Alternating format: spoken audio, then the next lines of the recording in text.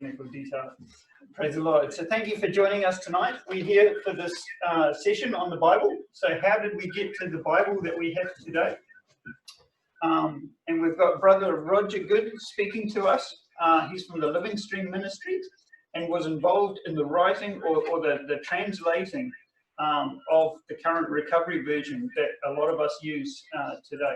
So it's wonderful that we've got such a wonderful Bible. But when we think about the Bible itself, it was written by around 40 people over a period of probably in excess of 2,000 years, if you go from the book of Job all the way to the last book in the Bible. So that is really amazing. And I also considered it's actually written in at least 3 different languages, I think. And the type of people that wrote it are not necessarily, they're not academic scholars. We've got everything from military leaders to kings to probably lay people. And their writings have become the most amazing piece of written word that we have in today. You can't get a more amazing book than that. And not only was it written and being amazing, this is God inspired. So this is actually God's speaking. So I won't say any more than that, but I think this is a wonderful opportunity to learn something about how we got the Bible that we have today. So over to you, Roger, and we're all looking forward to it. Amen. Very good. So Nathaniel started off talking about the Bible, and so my question is, first of all, why is the Bible so important? Why do we have the Bible? What's important about the Bible? Do you know what the word Bible means?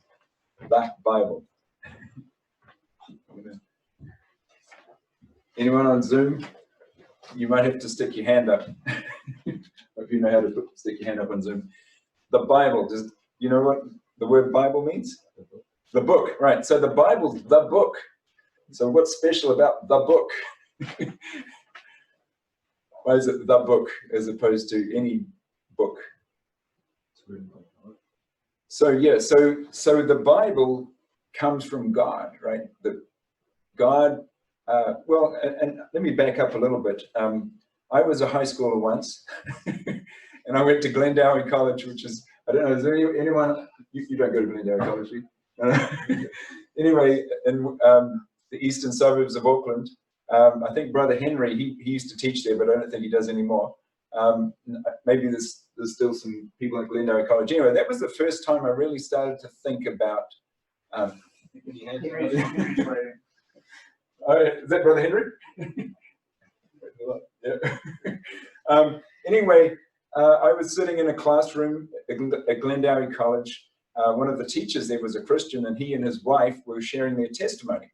And I actually hadn't intended to go there, but anyway, one of my friends took me along to this time where the teacher was sharing his testimony, and he shared about how God spoke to him. Actually, he said, God spoke to me, marry this lady. But, wow, how did that happen? You know? Anyway, that was my first kind of thought about God speaking, you know. And then when I just finished high school, just before I went to university, again, I was thinking about what's the purpose of human life and what's going to happen to the earth. You know, are we going to, at that stage, you know, Russia and America had all these missiles trained on each other. And I thought, well, you know, are we going to just blow up the whole earth? You know, is that going to be the end of history, end of time? You know, and so I was thinking, well, what is the purpose of human life? What are we on the earth for? And anyway, I said, actually, I'm living up at the Whangarapa Peninsula, and that's where I actually had this question in my being. And I was walking along a beach, and some Christians came up and they started to talk to us. And so I asked them the question. I said, what are we here for? What's the purpose of human life? And they said, we are here to have a relationship with God. And I thought, wow. So anyway, I had these thoughts in my being, you know, about God speaking, and you know, really the Bible is God speaking, but it's you say, well, what is God speaking? Well, God wants to communicate. He's a living being, and he wants to communicate. So how we have to, you know, what's the best way to communicate? we could play, there's not many of us here, but we could play, I don't know if you ever played Chinese Whispers? I don't know why it's called Chinese Whispers anyway, but basically, so what was it? Zion. So I could whisper something in Zion's ear, and we go around the room, and you're John. So I could whisper something in Zion's ear, and then we say to John, what did I say? And, that's one way of communication, but, maybe Zion didn't quite hear, or, Zion, sorry, what was it? Josiah. So Zion talks to, says to Josiah, but he maybe didn't quite hear as well, or maybe he's got a strong accent, you can't quite understand what he's going to say. So anyway, it gets round, and it's been a bit distorted. But on the other hand, I could write something on a piece of paper, give it to Zion, and say, read this, Zion, and then pass it on. So he passes it to Josiah, and it goes around the room, and then you read it, and it comes back, and it's basically exactly the same, unless maybe one of you decides to, there's a spelling mistake, I need to correct that or whatever. So basically, written communication is much more effective way to communicate than just speaking. Of course, we see the Bible, God did appear, and he did speak to people. We had conversations with people and things like that. But if you think about it, I don't know if you have some correspondence from some of your ancestors. My parents, they have on the wall, they've got this embroidery where one of my, I think it was my great grandmother, who I never knew, had embroidered a Bible verse there. And so that tells me something about her. It tells that she had some feeling towards the Bible. Maybe she's genuine Christian, loved the Lord, loved the Word. And so there's a communication going. I never knew her. She had no idea I existed. But there's a communication going on here. So you see, written communication is a very effective way of communicating, not only with a group of people at the same time, but over generations as well. So God realized that if to communicate with human beings, the most effective way is to start writing something down. And actually, going back to my experience, this experience, this teacher, where God told him, marry this lady, that was, a kind of, as a high schooler, I was thinking, well, how does that happen? Is this voice from the heavens coming down? But really, I realized that actually, mainly God speaks to us what he's already spoken. And so, and even one of my daughters said to the other daughter was kind of complaining that God never spoke to her. He said, well, you need to read his word. And so really that's, why we treasure the Bible, why we love the Bible, is because it gives us a way to access God and God speaking. And then you basically you could say, when we read the Bible, when we come to the Bible, we get to know God, we get to know God's purpose, God's economy. We get to know ourselves. Do we really know who we are? What's our, what's my problem? Why am I having a hard time? All these kind of questions about ourselves. We read the Bible. It's like a mirror. We can see. Oh, okay, this is my problem. But mainly our two problems are sin and death, right? Thank you, Adam. That's what we inherited from Adam, right? Sin and death. And then also we can see the beginning and end of things. At the moment, we're in a pandemic. There's a global pandemic. A lot of people are probably going, what on earth is going on? What's the end of this? Well, actually, the Bible tells us we do know what's going to happen at the end. What's the end of this pandemic? Well, the Lord's going to come back. Maybe not right at the end of the pandemic, but this is leading up to the Lord. We know that the Lord is going to come back to this earth. He's going to establish his kingdom in Jerusalem, and he's going to be the King of Kings. There's all these talks about these politicians. Is this the right one? Or who should I vote for? This person or that person? And so anyway, we do realize from the Bible we can see where we came from and where we're headed. So let's talk about now. So God has to figure out, okay, I need to communicate with people. How am I going to communicate? I need to use some kind of written. So basically, writing is a convention. So we have a convention. We all basically agree. Now, how many of you know Chinese? So how many characters do you know? Do you think? Not many. How many? You can speak more than you can read and write? Yes, definitely. Yeah, same with me. I mean, I can write maybe 5 characters. Anyway, I lived in Taiwan for 2 years. Anyway, with Chinese, you have to, probably even to be able to just do something with Chinese, you probably need to know about 1,000 characters, you think? Yeah. So anyway, that's a particular writing system. And it started off with pictures. These Chinese characters were pictures initially, and then they got simplified. Now, I don't know what kind of Chinese you learn, but in China today, big China, Dalu, they have a simplified Chinese, right? So they're simplifying the characters even more, but actually sometimes simplification makes it more complicated because they all look the same, If you look at Chinese characters, they all look the same, right? So, anyway, so the earliest writing systems we have were pictures. And so here's an example. This is what's called cuneiform. And this is on a clay tablet.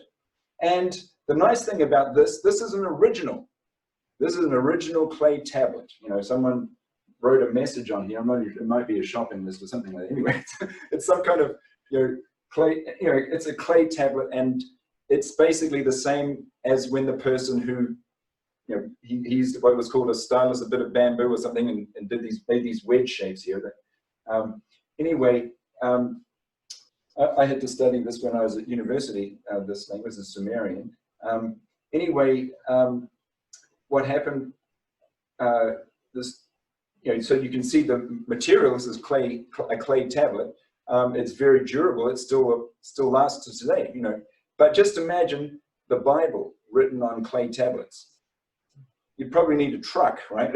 To come to the meeting. I've got my Bible with me, all these clay tablets. It's like wheels and things like that. And we've got the recovery version is kind of big. You might think, I'm not sure if I want to bring my big Bible. You can bring your Bible, okay? Into the meeting. But anyway, clay tablet. So it's durable, but it's not. Here we go. Here's a big Bible. So anyway, so it's not so practical to have lots of clay tablets. So let's see. I need to move this over here so I can. Okay, so then, and this is, and someone was asking about, is the Bible accurate? Well, this is an example that you can see it along the top here. This is cuneiform writing. And this is a person, this person bowing down. He's actually a character in the Bible. Any idea who this might be? He's one of the kings of Israel. He's a crazy driver. Who's the crazy driver in the Bible? There's a crazy driver in the Bible?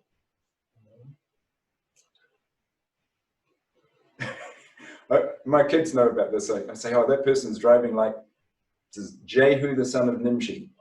Anyway, this is Jehu, one of the kings of Israel, bowing down to the king of Assyria.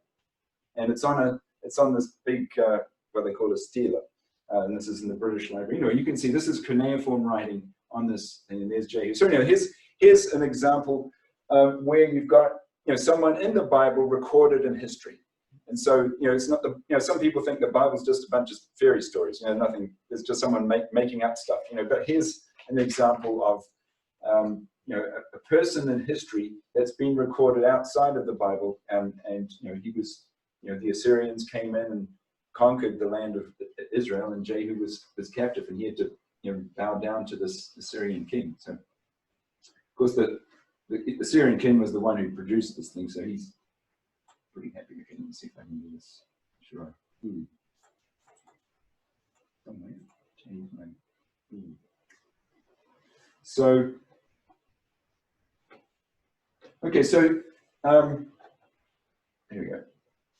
So then God.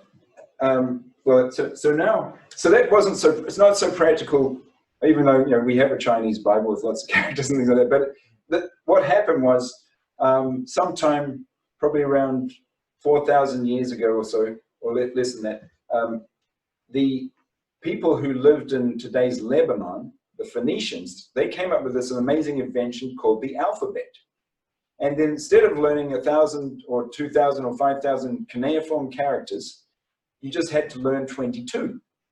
And these are also, they started off as pictures.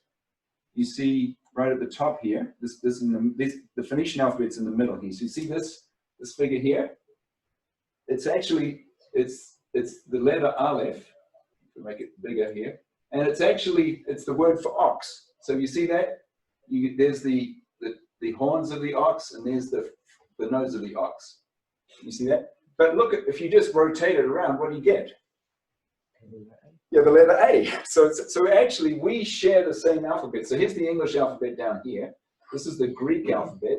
This is the Phoenician alphabet. This is the modern Hebrew alphabet, which is actually Aramaic. And then this is the Arabic alphabet. So we actually all share the same alphabet. So, oops. So anyway, the Phoenicians coming up with this amazing invention called the alphabet, it made it a lot easier to read and write. And so anyway, of course, the languages, you know the 3 languages of the Bible? What's the first one? Before Greek's the third one. Hebrew's the first. What's the second one? Not so well known. It's only half of Ezra, half of Daniel, 1 verse in Jeremiah, and half a verse in Genesis. It's written in this language. It starts with an A. Not Arabic, but Aramaic, right? Aramaic. And so, actually, this column here, this is what the Hebrew Bible is written in, but it's actually the Aramaic. This is the Aramaic script. But anyway, as I said, they all come from the same source. So those are the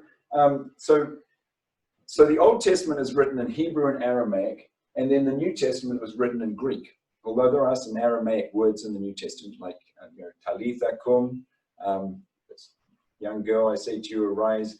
Place names like Golgotha, Maranatha, means the Lord comes. There's a number of Aramaic words. So Aramaic kind of spans the two, the Old and New Testament. So let me talk a little bit about the difference between the two. So I'm going to stand up. So you see me? Oh, okay, this is what I'm going to start off with, the head. Okay. So basically the difference between Hebrew and Greek is Hebrew is a great language for portraying things in the physical realm. So basically they were a bunch of mostly shepherds out in the field, talking about rocks and sheep and goats and rivers and things like that.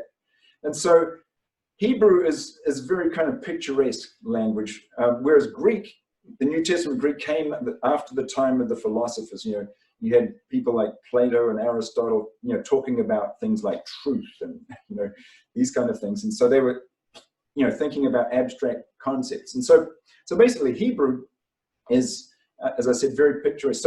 So this is the head, right? So the Hebrew word for beginning is related to the word head. If you think about it, okay, the beginning, okay, the head, the most important part. So Bereshit bara Elohim, in the beginning, God created the heavens and the earth. Bereshit, the first word in the Bible, is related to the word head. Okay, then you go down the eyes. And so, there's verses that says, the eye of Jehovah is upon you, whereas in Greek, you would say, God's presence, or like, for example, in the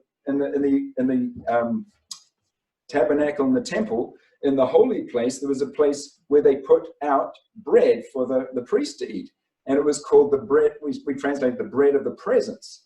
But actually, in Hebrew, it's literally face bread. And so actually, God's sitting down there going, yeah, it's something to eat. I don't know if you go home, sometimes your mum's cooked your favorite dish, and she says, and she just likes to see you eating it, right? Just trying to eat you like that. I did your favorite dish. So that's face bread. And then also when God gets angry, what happens? Literally, his nostrils get red. And so it's very physical, very, very kind of graphic. And then you get down to how did God rescue the children of Israel by his mighty arm out of Egypt? He gathered them out of Egypt. Or you come to this matter of consecration. In Hebrew, do you know what consecration means literally in Hebrew? You may have come across it. It's to do with these. Something to do with the hands. What if you're consecrated to God? What does that mean? I'll give you an illustration. Hold out your hands. All right. What have I just done to Zion's hands? You've got the Bible. I've filled his hands, right? There's no room for anything else. So actually it means consecration means filling of hands. And so, the Old Testament notion is, consecration, that's kind of an abstract thought. What does it mean? Well, it means fill your hands. So, Lord, I consecrate myself to you. What does he mean? He says, I'm going to fill your hands with myself, fill your hands with my economy. You're consecrated. You hold your hands out. So, and then this is more like poetry. But anyway, in preaching the gospel, what's the most important part of your body, you think? You think it might be the mouth, what am I going to say? How do I preach the gospel? You like preaching the gospel? Yeah. I'm kind of a chicken when it comes to preaching the gospel. Anyway, so what you think the mouth? Actually, it's not the mouth. What other part do you think might be important? Yeah. So you've got these verses. How beautiful are the feet of those who preach the glad tidings of good things. And so the most important part, and this is a kind of a poetic device, it's like when you have this expression in English, all hands on deck. When the ship's going down, all hands on deck. What does the captain want everyone to just go and put their hands on the deck like that? Why does he say all hands on deck? Sorry, I'm moving around. Why does he say all hands on deck? What's the reason for that? He wants them to clean the floor. Well, actually, he's probably not maybe, but there's probably also that we're in trouble. We need to get bring the mast down and all the ship sails and this kind of thing. And so basically, the hands are the most important part. So whatever the most important part is it's kind of like the poetic device. And so beautiful are the feet of those who bring glad tidings of good things. So feet are important. The most important part that we go to people, we visit people, and so that's a little bit of difference between Greek and Hebrew. Okay, so then let's go on to the next slide. Okay. So now we come to the the Bible was written, like Nathaniel said, by over 40 different people over a long period of time, over 2,000 years. And this is a picture of one of the earliest Hebrew texts that we have. And this was actually an amulet, something bracelet you put around your wrist. And it's from Numbers 6, 24 through 26. And this is written in the ancient Hebrew script here. That's the oldest Hebrew text that we have. Of course, it's just a very small piece of text. But then what we have, they didn't, God gave the Bible to people, or he started, the writing of the Bible took place before the invention of the photocopying machine, before the invention of the printing press. So what are the oldest, what's the oldest record? Apart from this is the oldest text we got, but after this time, where do we see the Bible? What form is it in? See, I'm trying to get that little arrow to move on to the next slide. Okay. So, what do we have? What does the Bible look like in its earliest form? Well, what do we call these? Do you know what they call what we have in the Bible? It's to do with this. Manuscripts, right? They're called manuscripts. So what manuscript means? Handwritten copies. So basically we have handwritten copies. So we have handwritten copies of the Old Testament, and handwritten copies of the New Testament, of the oldest. Maybe just look at the folder. Go to the folder. Yeah, okay. To the next one here. Oh. I was just thinking, maybe while you do that, also if anyone have any questions, maybe they could ask the questions or raise their hand through the chat as well. Sure. So just while we do this, you might be thinking some questions online. And we'll have a time afterwards too. So basically, the way the earliest writing you can see here, you've got papyrus. First of all, is the earliest manuscript. And then you've got vellum, which is So papyrus is made from reeds. It's like, we get the word paper from it. And then vellum is basically an animal skin. And so it's a little more durable. And then you've got reeds and quills. And then you've got scrolls and then books. Books were only invented about the 4th century AD. So they were quite a late invention. I'm going to have to just go back to here. Okay, so here we have an example of the Dead Sea Scrolls. You probably heard about the Dead Sea Scrolls. Now, the interesting thing, the way the Hebrew Bible, the Old Testament was transmitted, and the New Testament in Greek are quite different. Basically, the Old Testament, the scribes, the Jewish scribes, they would write out on a scroll the books of, from the book, different books. But if you imagine, if the whole Bible was a scroll, you'd have to basically run it along, St. Luke's Road, it would go for quite maybe a couple of miles, you roll the whole Bible out. So it's not that practical, right? But, they had books and scrolls. So, the Dead Sea Scrolls, but before the Dead Sea Scrolls were discovered around 1940, the earliest Hebrew text that we had was quite late. This is an example of a Hebrew scroll, a later Hebrew scroll.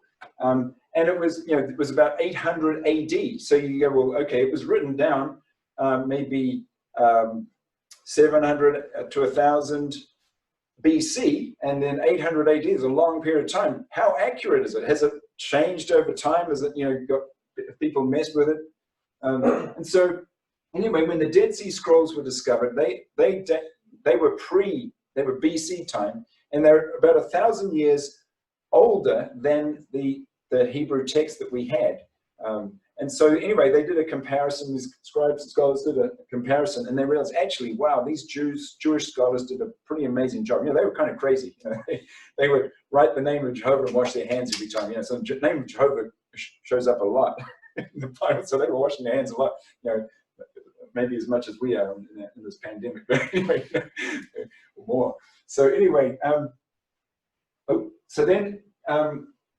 that's the Old Testament, and so the discovery of the Dead Sea Scrolls was really the Lord's way to kind of confirm the validity of the Old Testament. Then with the New Testament, though, it's interesting. The New Testament is a different. The transmission of the New Testament is quite different. So basically, with the New Testament, many copies were made. And I should back up. The Jews, what they would do is they would write a copy of the manuscript, and then they would destroy it because they didn't want some Gentiles coming along and messing with it. Once they had these scrolls and they'd wear them out after a while, so then they would destroy it. And so they'd make it a copy, check it, make sure it's okay, count all the letters, and then, destroy the old copy. So that's one of the reasons why, we don't have, except the Dead Sea Scrolls took it back. So anyway, with the New Testament, we have many copies. Actually, the New Testament is the most well-documented ancient document. So let me go to here, I think. You can see here, these are ancient documents. And so you've got Homer, there's 643 copies of Homer's writings. I'm not sure it's a little, and then these other writings, Herodotus, Thucydides, Plato. So, 643, 220 copies of this one here, different ancient writings. The New Testament, 5,366 copies. But they're not the whole New Testament, but, or portions of the New Testament. So it's the most well-documented ancient document of all of the, and, by far. And so the interesting thing is, though, with the New Testament, you've got 5,366 copies. Do you think they're all the same? Well, you just, I don't know if you've done this exercise where what do you think about it? Okay, if we've got something that's handwritten and you want to make multiple copies, there's two different ways you can get copies. There's no church photocopy machine you can go and make a copy. How are you going to make a copy? So just think about it. How would, in this room, there's only, how many of this? We're legal here, right? We've got 3, 6, 9 of us. So we're okay, right? We're not breaking any laws today. Okay, so there's 9 of us. So if I wanted 9 copies of something, what's one way we could do it? And you know, we haven't got a photocopy machine. Each person's right. So, well, yeah, I mean, I could give it just something to you, and you write it out 9 times. That's one thing we could do. Or else I could dictate, right? I could dictate. Okay, I'm going to speak, and then you write down what I say. Okay, so let's go to here. So anyway, these manuscripts are not all the same, and so there are different some of the differences between these manuscripts, and you know, really, before I kind of go down this road, you know, really, what's going on with these 5,300 manuscripts? There's maybe 5% variation between them, and of that 5%, only 5% of 5% is really significant. And so, you know, we're talking about, there are differences, but those differences are really not that great. But if you think about it, it's a great way to preserve something. So someone comes along and says, Zion, he's a heretic, right? He wants to change the truth. So, but if you've got 5,300 copies out there, it's pretty impossible, right? To go, you know, how are you going to change the, you know, you're a Jehovah's Witness, right? You don't believe that Jesus is God. So you want to put an A in there, you know, the word was a God, right? You want to put an A in all these manuscripts, but you know, 5,000. How are you going to find? You know, go around and you know, put your A's in there. You know, it's very difficult to corrupt, right? But then you know, they're not all the same, and you know, there's the differences are some because of human error in the transmission process, and some are, you know, doctrinal considerations. Mainly, what's going on is, you know, in the Gospels, right? You've got 4 Gospels. Well, then the Gospels aren't exactly the same. And what we think is happening is somewhere along the line, one of the people who was a scribe, he was looking at the other Gospels and writing in the margin, saying, oh, well, Matthew's got this, and Mark's got this, and Luke has, and so he's writing notes. And then someone later on comes along and goes, oh, what's this in the margin? Oh, maybe he left it out. I'm going to stick it in the text. And so, you know, that some manuscripts have that. Anyway, so that's let me talk about just some differences here, and these are ones that are quite important for us. I'll go bring this over here. So Ephesians 4:16, there's a variant between, it's basically the equivalent of the letter I and the letter T, right? So just what's the difference between an I and a T? Well, basically it's the top part of it, and then, you know, so anyway, the letter and, so the word and in Greek is kai or ke, and then the word according to is kat or kata. And so there's a difference in Ephesians 4:16 between the out from whom all the body being knit together and joined together and knit together through every joint of the rich supply, and through the operation and measure of each one part, or according to the operation and measure of each one part. That's the difference between these, you know, just the top of the letter. So this was probably an error that took place in the earliest manuscript has and this is what we have in the recovery version, is we go with the earliest manuscript. It's called P46, Papyrus Fragment 46. But if you think about it, the scribe might have been sort of writing and he just kind of happened to leave his pen on the top of the letter I, and it just kind of bled a little bit. And then someone came by and goes, oh, that's a T, isn't it? And then he had to make another adjustment to make it, you know, grammatically correct. So that's one way where you have some variation. Another way of variation is if we have dictation and there's a mishearing. And so, for example, the word economia in Greek, because this is the word we translate, you know, God's economy, there are some textual variants where you've got, instead of economia, you've got ecothomia. And so there's a difference. It's basically, you know, so maybe the person, you know, was dictating and he had a cold. He had economia. You know, or he came from Australia. I said that right. No, Australia's here, right? Anyway, so anyway, there's a variant there from, you know, it's just one letter, but it so happens that in 1 Timothy 1:4, in the King James Version, it says godly edifying, which is economia, means building up or something. So godly edifying as opposed to God's economy. So anyway, that's a variant that we had to sort out when we did our work on the recovery version. So that's related to the transmission of the text. Then, of course, transmission. Okay, so we've got these Greek and Hebrew manuscripts. Can you read Greek and Hebrew? Not yet, right? We hope one day that some of you high schoolers and intermediates will pick up the burden. I was, in New Zealand. I started, I was a college student, university student when I started studying Greek and Hebrew. But we hope that some of you get inspired. Really, reading the Bible in the original language is like, have you ever put 3D goggles on? You've been to those films or something like that, and then you can't, it's all kind of blurry, and then you put these goggles on, and there's a snake coming, whatever. Well, it's kind of like reading maybe not the snake part, but anyway. But putting 3D goggles, reading the Bible in the original language is like you putting on these 3D goggles. It's like a translation is like a two-dimensional representation of a three-dimensional image. So I mean, on Zoom you can see a two-dimensional, but I looking at the camera, I realize there's a bit of depth. For me to come to the camera, there's and so words have different shades of meaning. So the translator hopefully gets the best word in the target language, but there's other, he's got to strain out, unless you do something like the Amplified Bible, where you just stick all the meanings together.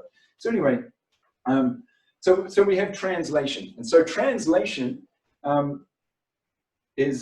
it's okay to translate the Bible, and actually the first written translation that we have preserved of the Bible is the Old Testament. So the Old Testament was translated about 300 to about 150 BC from Hebrew and Aramaic into Greek. And part of basically, it was interesting, the way they translated the Bible was quite striking. They felt like Hebrew was the language that God chose to communicate in, and we want to bring the reader to the source as much as possible. So what they do is they follow the Hebrew word or so closely, and this happened, and that happened, and this happened, and that happened. It sounds terrible in Greek. But anyway, that's the way they felt to translate the Bible. And it really set up the way for Bible translation. I'll talk about a little bit later about different strategies of translating the Bible. So, the Septuagint was the Greek translation of the Old Testament. And so when the New Testament was written, and they had to quote verses in the Old Testament, rather than doing a fresh translation of the Old Testament into Greek, they just used the existing translation. And so that's basically, the Old Testament of the New Testament is a translation. So it's okay to translate the Bible as a translation. Anyways, and it's interesting, I won't get into it now, but there are some little differences between the Greek and the Hebrew Old Testament. And anyway, the Lord was okay to use it, and even you can see there's a development of it. So you have the translation of the Old Testament into Greek, and then of course the New Testament. So basically, the New Testament was written in Greek. I think we can do that. Okay. Oops. Then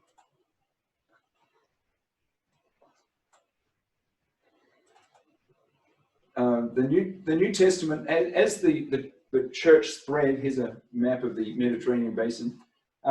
It came in contact with other languages, and so you have Latin in Italy and North Africa, and then you've got in Egypt it was Coptic, Syriac in what's today's Syria, Old Church, Slavonic, Gothic, Anglo-Saxon when they came. So anyway, there was a need. These people didn't know Greek, and so there was a need for translation. So translation was done into these various languages, and then you had. You have to zoom all the way out. Yeah. Anyway, let's do this here. This is a regurgitate this map. So then basically what you have with Greek, you have two main families of manuscripts. You've got the earliest manuscripts that we have in Greek come from the area of Egypt around here, where it's great for preserving manuscripts. I'm sorry.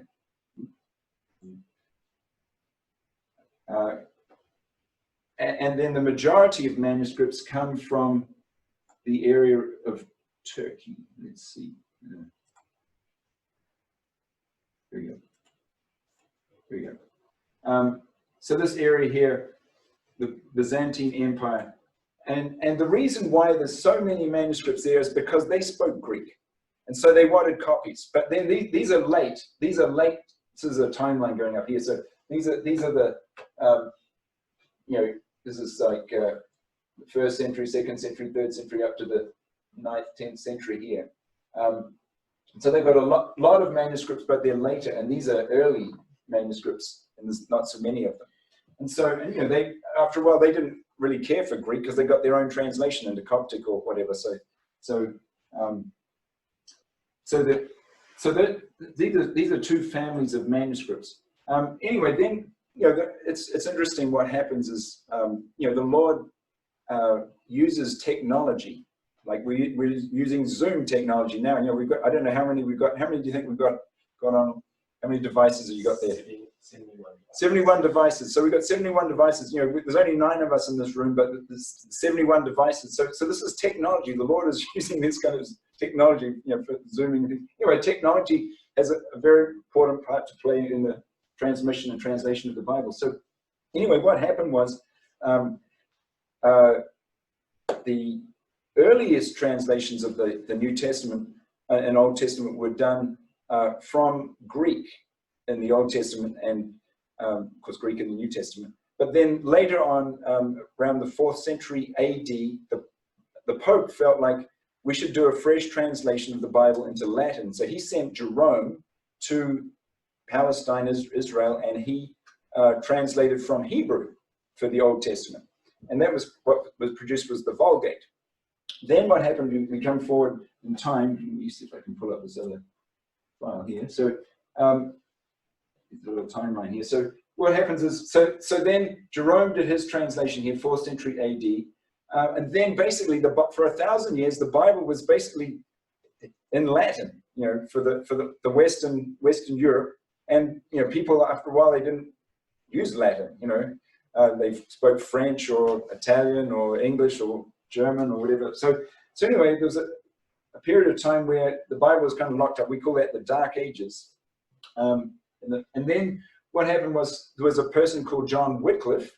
He was burdened to translate the Bible into English. And so he did a translation of the New Testament into English.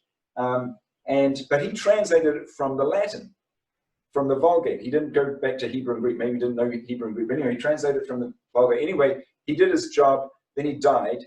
And the Catholic Church was so upset at him from translating the Bible into English, they dug up his body, burned it, and put the ashes in the Severn River in England. And then it's interesting, they say, well, that the ashes were carried all around the world. So Wycliffe's influence. And, anyway, so that's then there are some other things in the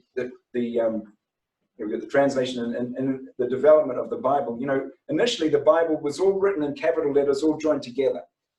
No spaces, no between words, or no verses, no verse numbers, no chapter numbers, nothing. It was just, and so basically we can see in this blue is the development. So the Archbishop of Canterbury put chapters in the Bible, in the Latin Bible, in 1206. Between 1206 and 1220, he put some chapter numbers, divided the Bible into chapters.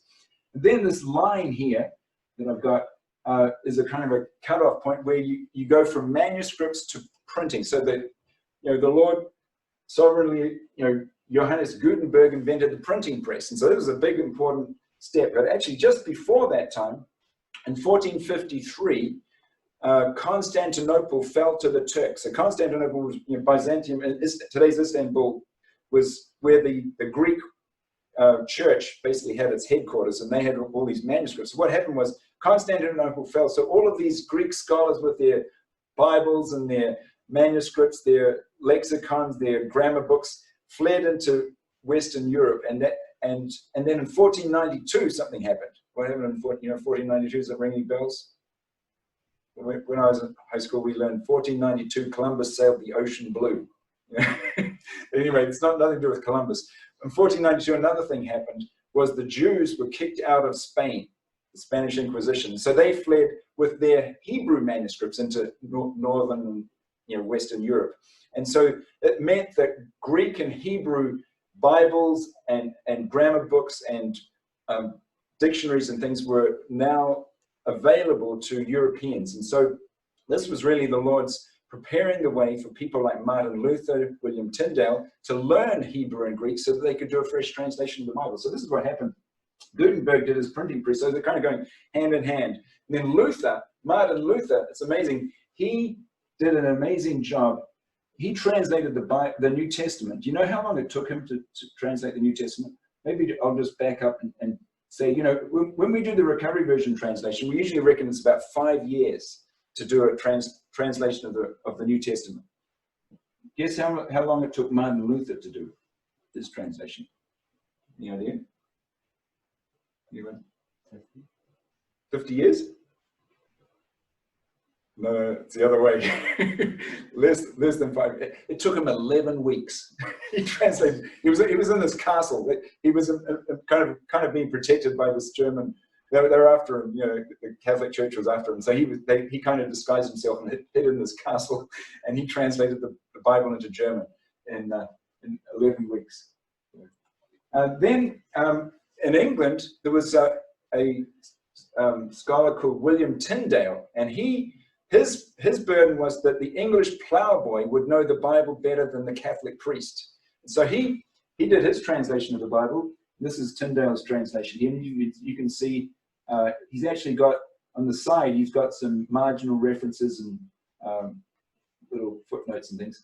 And this is the Tyndale Bible. There's not a very good photograph of it. But anyway, Tyndale Bible, it was, you know, basically, it was smaller than here, than the Recovery Version. It's probably about this big. And it's, you know, the ploughboy could take it in his lunchbox. You know, he could go out in the field and he could read his Bible. You know, before that time, these massive, you know, Bibles, you know, you couldn't take it out in your lunch, with your lunch. So anyway, Tyndale, he couldn't do it in England because the situation at that time was, you know, pretty anti, you know, having an English Bible. And so he fled to the continent of Europe, and then, you know, translating the Bible in those days was a dangerous thing to do, you know, and eventually, you know, he lost his life. He was burnt at the stake. He didn't finish his he finished the New Testament. And the funny thing is, he finished the New Testament and they would smuggle them into England. And then the Catholic Church would buy up these copies as many as they could and destroy them. But what they did was they funded Tyndale, and unwittingly, to do a reprint. And so he did a, you know, he you know, did his translation work and thought, oh man, actually I can change this. And so he did a revision of it, and so it improved his work. So anyway, Tyndale's work was pretty amazing. You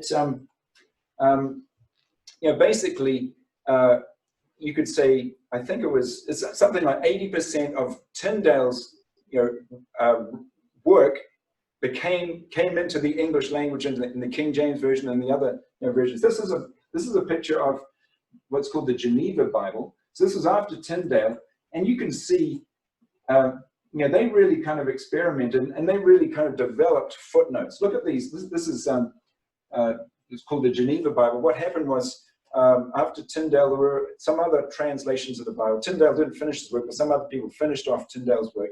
And then the Geneva Bible was translated about the time of, you know, I don't know if you heard of Bloody Mary. You know, Bloody Mary, Mary Tudor. She was Henry VIII's oldest daughter. You know, she was a Catholic. She persecuted the Protestants, killed a lot of, you know, Protestants in England. So that a number of them fled to Geneva, the city of Geneva in Switzerland, and they did a translation of the Bible. And if you look at this, there's the text here, and then you've got footnotes or end notes and side notes and things like that, and cross references up here, and then you've got, you know, headings and things like that, and chapter headings. So you've even got verse numbers. So verse numbers were put in as well. Actually, initially put in a Greek manuscript. So you've got the development of what we used to in the Bible is these things like footnotes and verse numbers and chapter numbers. There's a chapter number at the top. So these, by the Geneva Bible times, this is what they had. And the Geneva Bible was the Bible of the Pilgrim Fathers. You know, the people who came to America, discovered America, and, you know, settled in America. This was the Bible they used. And but what happened was, after their and yeah, they had these footnotes, and some of the footnotes are pretty strong. You know, they said, you know, the Pope is the Antichrist and the Catholic Church is Babylon the Great and things like that. And so basically, some people weren't that happy with some of their footnotes. And so when it came for the King James of England, he authorized a translation. This is the King James version here. And you can see there's not many footnotes. There's a little note on the side here. There's chapter summaries here. And look at, if I can get back to where it was before, but the King James version, I don't know if you saw the Geneva Bible, anyway, they used Roman font, like this is Roman font, and then they went back to the old Gothic font in the King James version, so it's really kind of a step backwards. But anyway, the King James version became, you know, basically the authorized version for the English people, English-speaking people, and you know, on the whole, it's a good translation. It's of course it's archaic translation. You know, what not happened to him. You know what I'm talking about? It's means I don't know what happened to him. That's King James English. So the language has changed from that time, and that it kind of, you know, but the King James version was basically the authorized version for, you know, 150 years it was used. But then it kind of raised, you know, we can see in terms of translation, you know, reasons why we need to translate the Bible, and the Bible needs continual translation. It's a continuing process. And there's 3 reasons. You think of any reasons why we need new translations of the Bible? The language changes, right? So the language changes, you know, what not happened to him? Well, you know, we don't know what they're talking about there. So the language changes. So there needs to be a modern translation of the Bible. Another reason is related to the texts, the Greek texts that underlie it. And so, you know, the later manuscripts from the majority, they were what was available to the King James translators. It wasn't until 1850s, 1870s, 1890s, early 1900s that these early manuscripts I was talking about in Egypt came to light. One of them was in a monastery in at the bottom of St. Catherine's monastery. It's Mount Sinai. And that was, someone was asking about, you know, there was a scribe who was living there, a monk. He was actually, you know, cutting off bits and burning it in the fire to keep warm. You know, it's cold. And then one of these scholars went to visit it, and then he saw what was going on. He said, "What are you doing? You know, this is valuable." And anyway, the monk, I think he stopped. You know, but we've lost the first bits of Genesis from that manuscript because of that. But so anyway, that's one of the so the language changed. The text, we have an earlier manuscript base for translation. Then the third reason, probably maybe the most important, is light. The Lord has more. There's more light. We've seen a lot more from the Bible, from the Word, than the King James translators did. And you can see, so you can see in history. You could say, in one sense, that even though this is before the King James, the Geneva Bible, with its footnotes, had the light of the Reformation, the light of Luther, the light of Calvin was there in their footnotes, and of course in their translation as well in the text. And then John Nelson Darby, he came up with a translation, his new translation. This was down here, the 1860s to 1890. That was the light of the brethren. And then, of course, as far as the language is concerned, you have the King James Version, and then there's a revised version, then the American Standard Version, then the new Revised Standard Version, then the New Revised Standard Version, the English Standard Version. So you've got this, these are basically revisions of the King James Version. And they're main, you know, maybe there's a bit of light, but mainly it's a language matter. They're updating, and then also according to the discoveries in the text. So, you know, the recovery version fits, and you could say it's basically following this line here of literal translations. The King James is a literal translation. These Revised Standard, New American Standard, they're all kind of the literals. So the recovery version kind of comes out of this tradition of a literal translation. But one thing that we have in the recovery version that I'm not sure if Brother Lee actually introduced it, but is outlines. We have the outline of the recovery version. Let me see if I can pull this up. This is the first edition of the recovery version, and this is from the book of Romans. And so you can see what it's a little different from what we have later on. So this is what we call the gold bar. You can see there's a few cross references down here, but what Brotherly did, this was the first book I think that we had for the life study training. And he had chapter summaries. You see, that's a chapter summary or a section summary, chapter summary, section summary. But he put this the outline in. So this is something that I believe was kind of new. And you know, if you look at the outline of a book in the recovery version, you realize, wow, if I get this, then I've got a bird's eye view of the whole book. And so, you know, so Brotherly wrote the outlines, and then you can see footnotes, but not many footnotes down here, you see. But then if you go to the one that we have here, there's a lot more footnotes. I think this is the same. So anyway, Brotherly kind of went after that first. Whoops. Yeah. Here we go. So you can see a lot more footnotes. This is, of course, the same passage. He's taken away the chapter summary, and that information you put. So you can see the later books that Brotherly, you know, worked on in the New Testament. There's a lot more footnotes. So Brotherly basically, you know, he stood on the shoulders of the Geneva Bible for the footnotes, and you know, really footnotes were outlawed for probably or not that, you know, well thought of until basically Schofield's reference Bible. He brought footnotes back, and then Brotherly felt like this, you know, you can see Brotherly's, you know, development. He decided, you know, footnotes are actually a way to go, the best way to. So you have the recovery version translation of the Bible, and so, you know, basically this, I'm kind of winding out. How am I doing for time? I've got 5 minutes.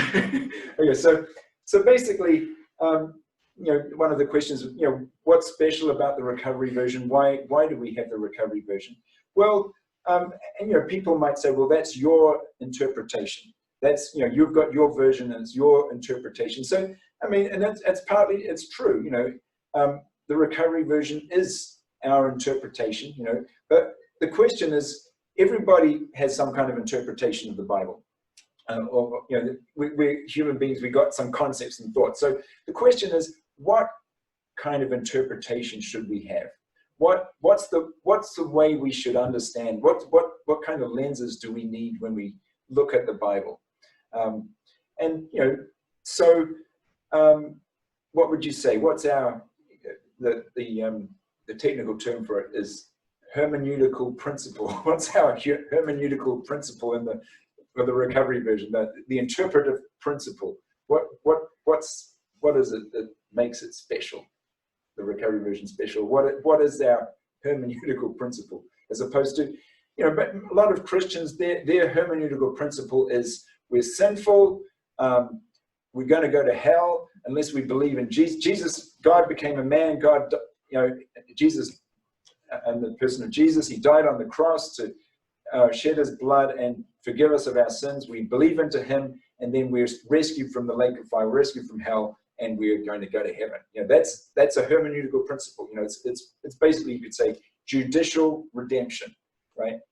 So that's you know, a lot of Christians, that's their view, and even it affects their translation. You know, where it says regenerate, they say conversion or something like that. You know, that the translators it affects their translation. So what's our hermeneutical principle in the Lord's recovery? Well, I mean, a lot of people try to say you need to use the Bible to interpret the Bible. God's economy. Okay, you say God's economy. Well, that's pretty good. But actually, if you ask Martin Luther, he would say God's economy as well. But his view of God's economy is a little different. It's basically judicial redemption. But, you know, God's economy. What is God's economy? Well, God's economy is, in our view of it, and, you know, going back to the Greek, you know, the word economia, is basically God wants to dispense himself into us. He wants to but, you know, you could say, actually, our hermeneutical principle is not just God's economy, but it's God himself. You know, who's our God? Who's the God? What God, kind of God do you see in the Bible? What's our God? What's the God of the Bible? What's one of his characteristics? What's he intrinsically? Is he just a simple God? Is he?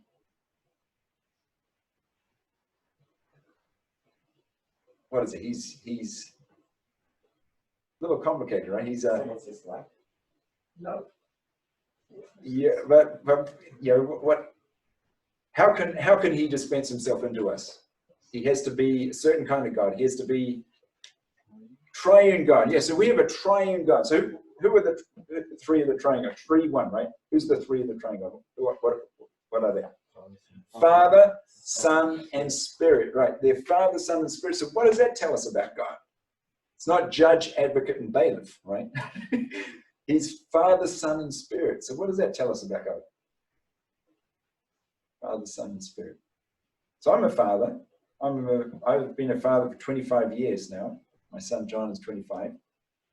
So I wasn't a father before that, though. So what does that tell? The Father, Son, what does that tell us? My son, you look at my son, you go, oh, he looks like his dad, some poor guy. So what does that mean? There's a dispensing of life, right? My life is in my son, right? You probably look a bit like your dad, do you? Yeah, that's right. So there's a dispensing of life going on there, right? So Father, Son, there's a dispensing. Actually, there's and in the triune God, there's an eternal dispensing. The Father is eternally begetting the Son. The Son is eternally being begotten. So there's the eternal dispensing. What about the Spirit? Where does the Spirit fit into the picture? So there's life being dispensed. Where does the Spirit fit into the picture?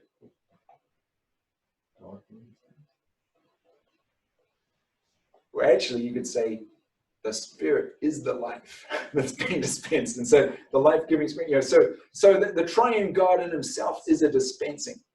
And so that's really the hermeneutical principle. And so, Brotherly has written footnotes according to this hermeneutical principle. He's doing other things as well, trying to solve some of the difficulties in the Bible and things like that. Okay, I probably should stop here. You've got some questions? Sorry. Oh, yeah. Use up my time. Good. So maybe just a reminder to everybody, if you've got some questions, please either raise your hand and ask it orally, or otherwise just type it in the chat function, and we can read it out here. It's good to have some interaction. And I realize we've used the hour, so if you want to depart, you can, but we welcome everybody to stay and listen for some questions and answers. Sorry about that. No, that's all good. We have a question. What is a good way to understand the text of the New Testament when the verses are difficult to understand? Sorry? So, what is a good way to understand the text of the New Testament when the verses are difficult to understand? When the verses are difficult to understand. So, for example, is using the Amplified Bible a good way to understand the text? So, like I said, of course, if you can access the Greek or the Hebrew, then that gives you that third dimension. But the Amplified Bibles are positive. Of course, that's one of the reasons why we have the footnotes. That's a big help. Brotherly is, he not only do you have some understanding of the text, but you've also got, the intrinsic significance, you could say, of that text. But I mean, there are ways to access the original text through word studies, Strong's. I don't recommend that much, but you've got Strong's he's got numbers. You can look at, try and access the depth of meaning. I mean, there are here's an example just off the top of my head. The word boldness. Do not put away your boldness, which has great reward.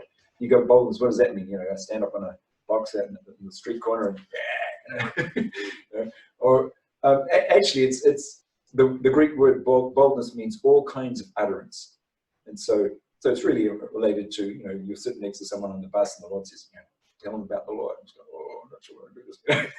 Your boldness, you say, okay, amen, Lord. What should I say? Speak to him. So, another question: are revisions still being made to the text of the Bible? Yes. We've made over 1,000 changes since we first did our work, and it's interesting. One of the things I do now is work with teams of translators, mainly on the Old Testament, but and so they're the best proofreaders and checkers, and they're looking at because they have to translate actually they have to translate from Greek and Hebrew into their language, but they look at the English. And so yeah, we've made lots of changes. I mean, they're not that significant. They're not, you know, I mean, there are a few kind of major doctrinal changes that we've made, mainly in the book of James. You know, Brother Lee shared the crystallization study of James, and then he went to be with the Lord. But the brothers felt like, you know, it was new light from the book of James, and you know, the old, you know, when we did the life study of the book of James, his understanding kind of, you know, got uplifted, and so the brothers felt like, well, you know, maybe we should rewrite the footnotes of James according to the light that Brother Lee saw in the crystallization study of James. And it was kind of, you know, some people say, well, it's not Brother Lee's work, you know, I mean, it is Brother Lee's work in one sense. So, you know, we did update. So those were those, you know, major changes. A lot of things it's maybe, you know, punctuation, consistency things, not major, but we have over 1,000 changes. Another question. Over the 2,000 years, there's many people that were writing about many different things. How did somebody have the wisdom of knowing which writings were actually God inspired and which writings was just somebody telling a story? Yeah, there are ancient, you know, writings out there that didn't make it, you know. And, you know, Brother Lee's way of presenting this is, you know, he uses the example of a tree with fruit, and by the fruit you can, you know, tell the tree. So basically, we believe the Lord was kind of directing the church through, you know, the canonization process was done by the Catholic Church around well, actually the Jews did it as well. They had a, you know, canonization is the term for, you know, measuring the books of the Bible. These ones are in and these ones are out. So, so the Jews they kind of, you know, basically ended up with it's interesting. There's 22 letters in the Hebrew alphabet, and they said there's 22 books in the Old Testament. Of course, we have 39, but actually we're talking about the same amount of books. But you know, First and Second Kings is just one book, and First and Second Chronicles is one book to them. So anyway, they basically, the Jewish canon and our canon for the Old Testament is the same. And so we believe that at those times when these, you know, scribes came together, the Lord was with them and said, okay, these are the ones that. And if you read some of these other writings, they may have some interesting stories, or they may have some history. You know, the book of Maccabees has interesting history, you know, tells the history, what happened between the Old Testament and the New Testament. But it's not inspired in the sense it's, you know, God breathed. But the interesting thing is, you know, when you look at something like the book of James or the Psalms and things like that, there's Psalms, you know, cursing his enemies and things like that. It's God breathed, but it's not God's concept, you know. And so you know, we need to, you know, it's actually for our perfecting, you know, our equipping. We realize, okay, the psalmist cursing his enemies is just like the way I feel when someone cuts me off on the motorway, you know. You know, but you know, it helps expose what we are naturally, and then, you know, you realize the Lord, his view of enemies is you need to pray for them, you know, give them a cup of water. So feed them. So. How about technology? How is technology changing in the translation or use of the Bible? It's like the first lexicon that was written was some guy stuck down and he wrote it all by hand, right? And nowadays, if you want to find something in the Bible, you just type in a word and it searches the entire thing and all the footnotes and everything. So the use of digital technology and the use of the Bible has really changed and significantly opened up the Bible. Oh, yeah. How does technology help in the translation process and maybe comparing versions and other? Oh, absolutely. We've got these programs that we use all the time, Bible Works, Accordance, and things like that we do these even grammatical searches. You know, this particular grammatical structure, we can search for, you know, how do we translate it, even our own work, and then, you know, map the structures and things like that. And, you know, different words, we can be more consistent in our translation. And we don't have to be crazily, you know, consistent. I mean, the words in different contexts have different meanings and things. So, but yeah, we very much use it in our work, and very helpful. So we have another question. How many languages is the recovery translated in? Oh, let's see. I think. Oh, I got it down here somewhere. I think it's about 19 versions of the New Testament. I think, and about 8 or 9 whole Bibles. And it's ongoing. Like I'm working with Portuguese, German. These are Old Testaments. I work with the Old Testament. So Portuguese, German, French, some of the Philippine languages at the moment.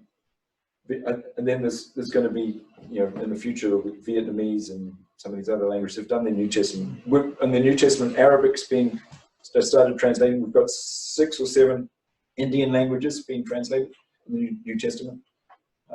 India's got like, I don't know how many hundreds of languages, but there's main languages that people use. So, yeah. I think we did kind of touch on this one, but why do we need a recovery version when there are so many other translations? Yeah, so I mean that's a good question, and some people might be a little suspicious when they realize we've got our own version of the Bible. The Jehovah's Witnesses have their own version of the Bible, with these 8 gods and everything. So basically, there's a very practical reason why we have the recovery version. Is when you come to, basically the recovery version is in the same, like that chart that I showed you. It's in the same kind of line of a literal translation of the Bible, and in modern English. But if we were to use something like the New American Standard Version or the English Standard Version or something in that same kind of line, there's copyright problems. We can't. Basically one of the main features of the recovery version that kind of sets it apart is brotherly's footnotes, and then also the outline. But copyright purposes, we couldn't just take the English Standard Version and slap the the footnotes and there's some things we don't agree with their translation. I think the New American Standard Version has the new self as opposed to the new man. No, self is not a positive. There's one new man. It's not one new self. And so things like that practical, and but we're not if people want to use another translation, there's a group of people out there who insist that everybody needs to read the King James Version. There's King James only people, and that's fine. If they want, we used the King James Version for many years before we had the recovery version. It's a good translation. It's a literal translation, and we don't insist that people new ones use the recovery version. Let them find out, as they come into the church like that, what we have. So how many words are there in the Bible? Well, I can't remember. I mean, depending on what you're talking about, if you're talking about Hebrew and Greek, I'm not sure exactly how many. Maybe just a recovery, I suppose. Yeah, I'd have to do a bit of research on that. There's thousands of words. There's another question. So why has the Catholic Bible got the Right. So basically, the Catholic Church, when they put together their Bibles, and actually some of the early Greek manuscripts that we have, they stuck some of these other books in there. But they, I think it was the Council of Carthage or Chalcedon, I think was where they actually canonized. So they recognized that the books that we have in our Bible, they recognize these are the books of the Bible. But then they felt like these other books like Maccabees and some of the others had some kind of value, or they had there's one book I think has purgatory in it, so, and that was one of their doctrines that they wanted to preserve, so they stick them in there as well in their Bibles. But basically they will acknowledge, at least the people who put the Bible together, that these are not on the same level, but they still feel like that they need to have them there. But if you read them, there's a different taste. Like for example, there's a gospel called the Gospel of Thomas that's out there. There's different gospels, and not just Matthew, Mark, Luke, and John. And so I thought, well, I'm going to read the Gospel of Thomas, see what it's like. So I did. I read the Gospel of Thomas, and some of the verses are almost exactly the same, if not exactly the same, as some of the verses in our Gospels. But the interesting thing, the Gospel of Thomas was written by Gnostics. And so the Gnostics, they're a heretical sect. They believe that physical matter is evil. And so you certain verses you go, wait a minute, this is got a little funny taste to it. it's, you know, and so that it's basically they're you know, stepping back from the fact that, you know, but the Bible is very clear. You know, God, the Word became flesh. You know, flesh is not a positive term, you know, in the Bible. But you know, not that the Lord had sin in His flesh, but you know, God needs physical humanity. He wants to be expressed out of, you know, physical humanity. So the Gnostics, you know, they're in the Gospel of Thomas is, you know, it's a deviation from. You talked about some manuscripts being burnt. Mm-hmm. So does that mean we've missed some important parts of the Bible? So basically, well, actually, in the early days, the early church, the church was a church under persecution, and so these manuscripts, you know, were also being destroyed by the Roman Empire. And so some of them were written, some of the copies of the manuscripts were written under duress. You know, they were writing fast and mistakes, the spelling mistakes, there's all sorts of, you know, things going on in these manuscripts. And so, you know, as I said, we got 5,300 different manuscripts, not entire New Testaments, and some of them are, you know, were destroyed. You know, portions, a lot of them, you know, or else the mold got to them or whatever, things like that. So, but because there's so many, it's really been the way the Lord has used to preserve. And so, you know, the front part of Genesis that was being, you know, that the scribe was, or the monk was using to warm his hands over, burning them. We have other manuscript copies of Genesis from these other editions. And so, There's another question. Who decided what books go into the Bible? so that's, you know, going back to this whole, what they call the canonization. So there were church, well, the Jewish rabbis or whatever, they had a council, and then the church council, I think it was Council of Chalcedon, that was when they decided. But before that time, they talked about it as well. You know, Athanasius, he mentioned something about, you know, these books are early. And it took a little while. Some were later to be accepted, like Revelation and Hebrews. James even was, people had a hard time. Martin Luther didn't think much of James. He thought it was a book of straw, you know. He didn't want to cut it out, but anyway, he was kind of getting, you know, but it's there, and you know, we believe it's there for a purpose. The purpose is not that we would be like James, but that we'd realize that there can be people like James around who, you know, just treasure the law and human endeavor to be perfect without God's economy, you know. And so, you know, James doesn't talk about the church or the cross or, you know, these kind of things. You know, so. Short question. What languages or languages would the Lord and the writers of the New Testament have spoken? So if you look at the New Testament, you realize they spoke Aramaic, and that was probably their mother tongue, but they also, you know, the Lord went to the synagogue and he was able to read the Hebrew text, and probably in Jerusalem they spoke Hebrew at the times, and so then he was able to communicate with Pilate, who probably didn't know Hebrew or Aramaic, or maybe he did, but anyway, it seems like the Lord also knew Greek, or the Syrophoenician woman, he was able to speak to her. And so he was probably trilingual, the disciples. With Peter, it's interesting, he didn't write his book until later on in life, so he may have had to go back to school, study Greek. But when he, you know, the Gospel of Mark, they think is Peter's Gospel, but Mark was the one who wrote it. So maybe at that stage, Peter wasn't so good at his Greek. You know, Peter's Greek is pretty, it's quite difficult to read. But you know, it's short, short and visible. I don't know if you've answered this one. How do we know the Bible we have is accurate? Since so many years have passed and many old. So yeah, so basically, like I said, you have the Old Testament and New Testament have different transmission processes. So you know, the discovery of the Dead Sea Scrolls helped us to realize that you know, the Hebrew text that we have, you know, over 1,000 years hadn't changed much. And then with the New Testament, you know, you have so many manuscripts. So basically, I mean, whether you believe the Bible or not is another matter.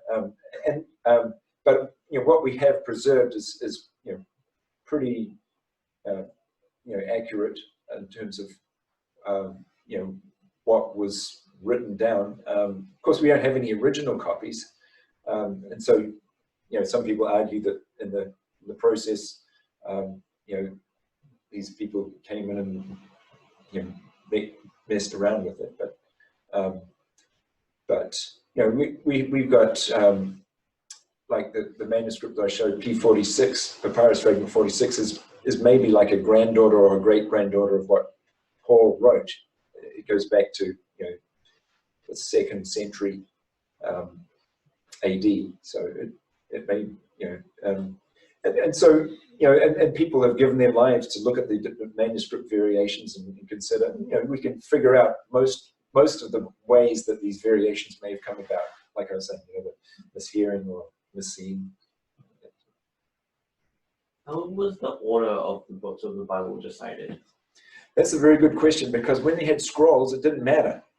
You don't, the scrolls were basically books, and so you put them. It doesn't really matter. You just got, okay, give me Genesis. There's Genesis and there's Numbers, or Deuteronomy, and you get the orders. So it's really in the 4th century AD when they started to produce books, where they basically cut the scroll and then they sewed it together. That's basically what a book is. It's a scroll that's been cut into and then sewn together. So it's a lot easier to find go to places. And so it's great invention, the book. But then you have to worry about order. What kind of order? And so basically those scribes, or people compiling the books had to figure out the order. And so there are different orders. The Hebrew books are in a different order in Jewish Bible. And the Hebrew Bible is different from the English Bible. We follow basically the Latin order. But I believe, and I don't have time probably to develop it now, but I believe that the English order is more inspired than the Hebrew one. The last book in Hebrews is Chronicles, 2nd Chronicles. Whereas it's Malachi in our English Bible. And then the poetry books are in a different order and things like that. So, but anyway, it's another topic. And then the New Testament, there are different orders in the New Testament as well, but somewhat historical, somewhat, the Gospels and Acts are kind of history books, and then you've got Paul's writings and so on, and that's the author. So, when you study Greek and Hebrew, did you have to read the scriptures by people? Yeah. I studied classical Greek to begin with. So if any of you out there are thinking about studying Greek, you may be able to study New Testament Greek straight off, but I had to study at Auckland University. I studied classical Greek first, but we did look at some manuscripts or just Greek texts.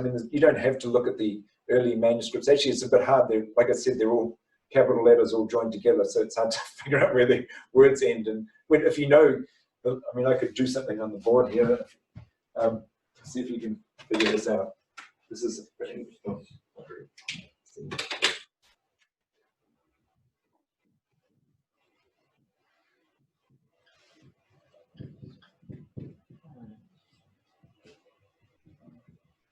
see if you can figure out what this is. Can you read that?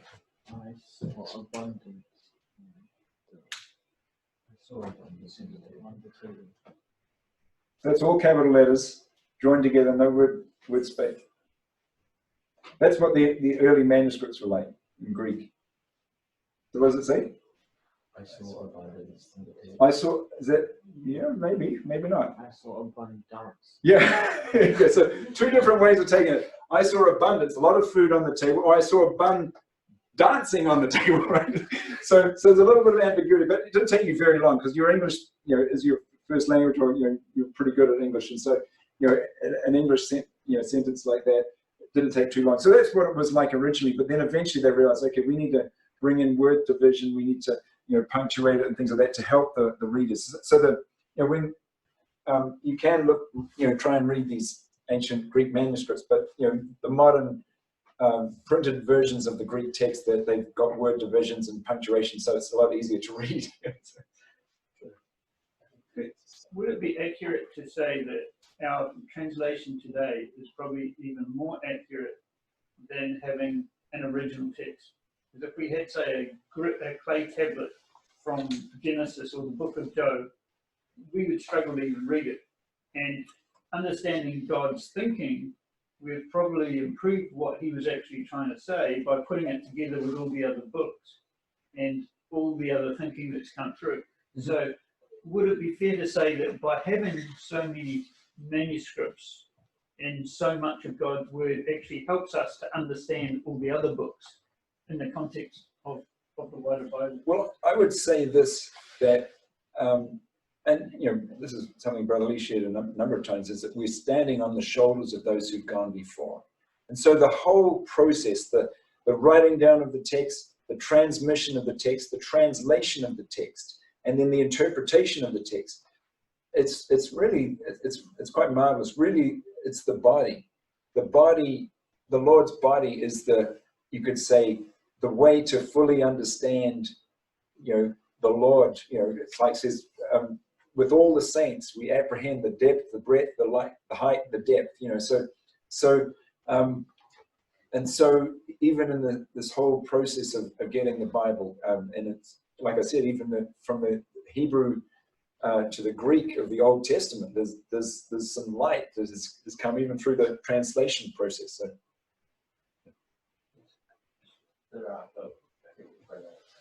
Yeah, very good. Thanks for joining, Zoomers. Thank you everybody for Right. joining. We'll stop the transmission here, and thank you for the questions. And any others that may want to have a question answered, we can see how we can help with that. So thank you very much. Amen. Praise the Lord.